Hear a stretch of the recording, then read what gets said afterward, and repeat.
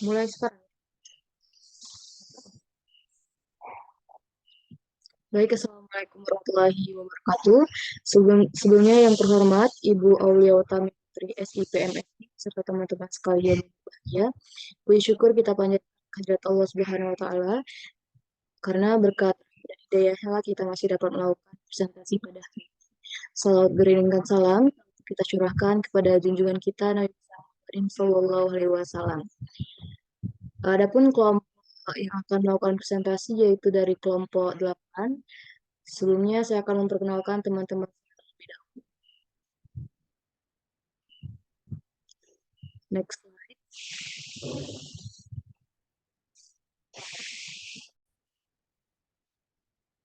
Baik, adapun anggota kelompok 8, Ira Rizky Rahmawati, Joshua Jose Fernando Lumban Tobing, saya sendiri Mutia Salsabila, dan Zumratul Aulia.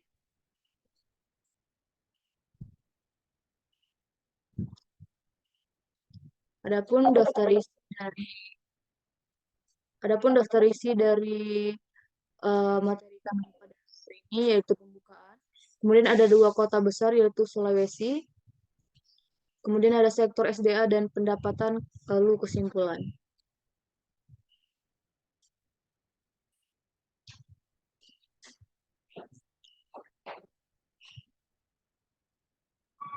Baik, pembukaan dari materi ini yaitu Sulawesi dikenal sebagai Celebes, adalah sebuah pulau yang terletak di Indonesia. Ini adalah salah satu dari 4 kepulauan Sunda besar dan terletak di antara Kalimantan di barat, Maluku di timur, dan Flores di selatan.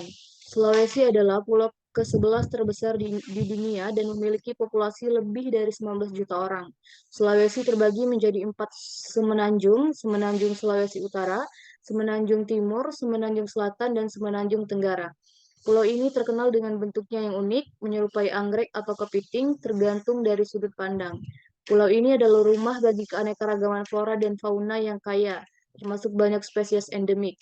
Sulawesi juga dikenal dengan keragaman budayanya, dengan lebih dari 300 kelompok etnis dan bahasa yang digunakan di pulau tersebut. Orang Bugis dan Makassar adalah salah satu kelompok etnis terbesar di Sulawesi. Beberapa tujuan wisata populer di Sulawesi termasuk Tanah Toraja, daerah dataran tinggi yang terkenal dengan rumah tradisional dan ritual pemakamannya yang rumit. Taman Laut Nasional Bunaken. Silakan teman-teman sekalian dilanjutkan.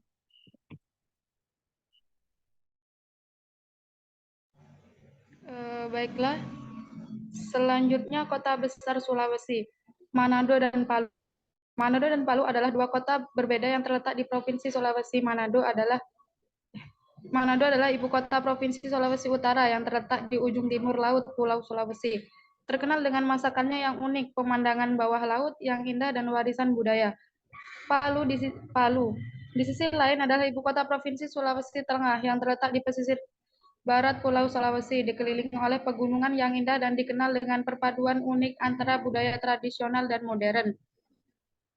Baik Manado dan Palu adalah kota penting di Indonesia yang menawarkan banyak pengalaman dan daya tarik berbeda bagi pengunjung. Sementara dikenal dengan keindahan pantai dan pemandangan bawah lautnya, Palu dikenal dengan keindahan alam dan warisan budayanya. Di tengah persamaan fakta bahwa 2 kota tersebut memiliki daya tarik alam dan budaya yang memukau, ada segelintir perbedaan 2 kota besar tersebut.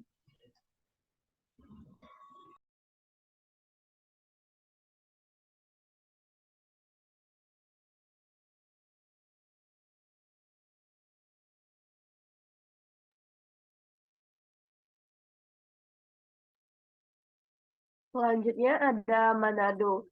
Manado merupakan ibu kota Provinsi Sulawesi Utara di Indonesia. Terletak di ujung Pulau Sulawesi, kota ini tercatat memiliki populasi sekitar 4.054.606 jiwa pada 2022 oleh Badan Pusat Statistika atau BPS. Sebagai pusat perdagangan dan jasa di Sulawesi Utara, Manado memiliki arus ekonomi yang terbilang maju dengan pertanian, perikanan, dan pariwisata sebagai sektor unggulan. Selain itu, Manado juga memiliki potensi industri kreatif yang baik di bidang seni dan kerajinan tangan tradisional. Dengan rata-rata pertumbuhan penduduk sebesar 1,25% tahun, pertumbuhan penduduk Manado cukup stabil dan terkendali. BPS melaporkan tingkat urbanisasi di Manado mencapai 74,38% pada tahun 2020. Hal ini menunjukkan bahwa sebagian besar penduduk Manado tinggal di perkotaan.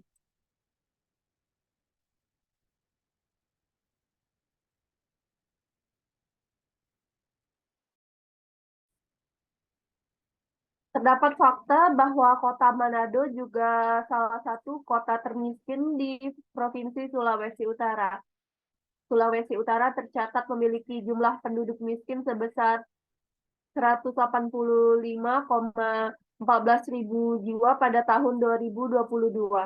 Total penduduk miskin di Sulawesi Utara mengalami penurunan dari tahun 2021 dan tercatat memiliki penduduk miskin mencapai 196,35 ribu jiwa, termasuk Manado yang memiliki presentasi penduduk miskin terbanyak, yaitu 25,38 ribu jiwa pada tahun 2022.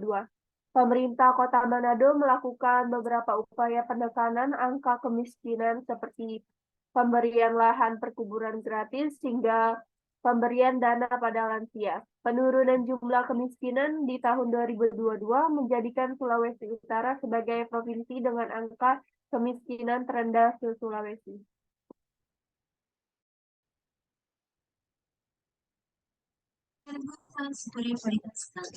Selanjutnya, Kota Palu. Kota Palu adalah ibu kota dari Provinsi Sulawesi Tengah, Indonesia.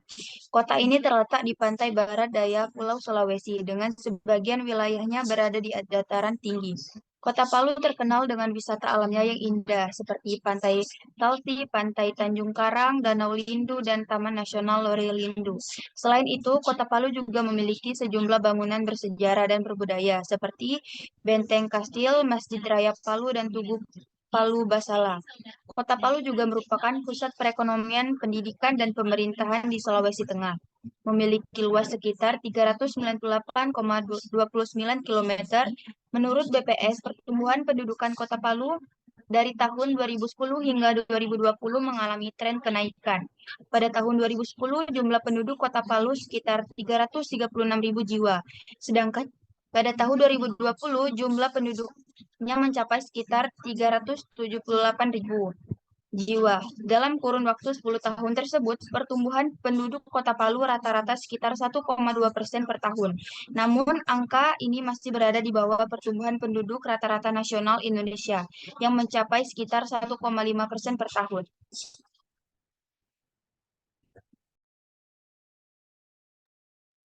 Manado dan Palu. Palu dan Manado adalah dua kota yang memiliki karakteristik dan kondisi industri yang berbeda. Walaupun satu pulau, kedua kota ini memiliki hal sumber daya alam yang berbeda. Palu memiliki SDA berupa tambang nikel, bauksit, emas perak, dan biji besi yang cukup melimpah, sedangkan Manado memiliki potensi SDA laut yang melimpah seperti ikan, rumput laut, dan karang.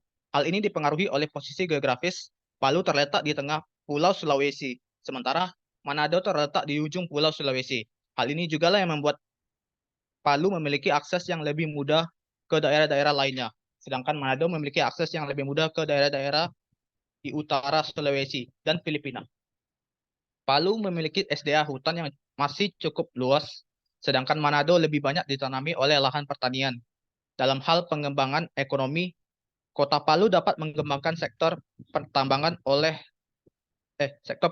dan perkebunan, sedangkan Manado dapat mengembangkan sektor perikanan dan pertanian. Hasil dari sektor ini berkembang pada produk industri yang dihasilkan oleh Palu dan Manado. Palu menghasilkan produk seperti kayu, olahan kertas bahan bangunan, dan produk pertanian.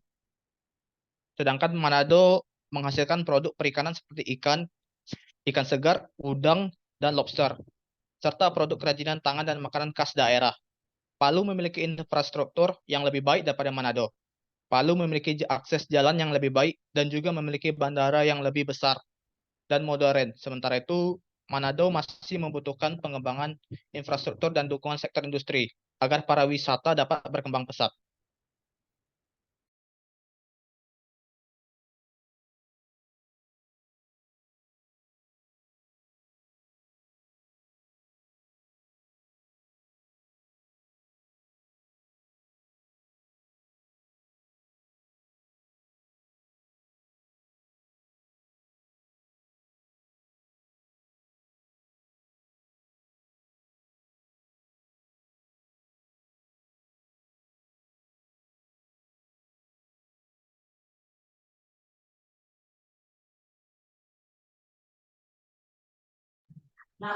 Baik, itulah tadi sedikit materi yang telah kami paparkan.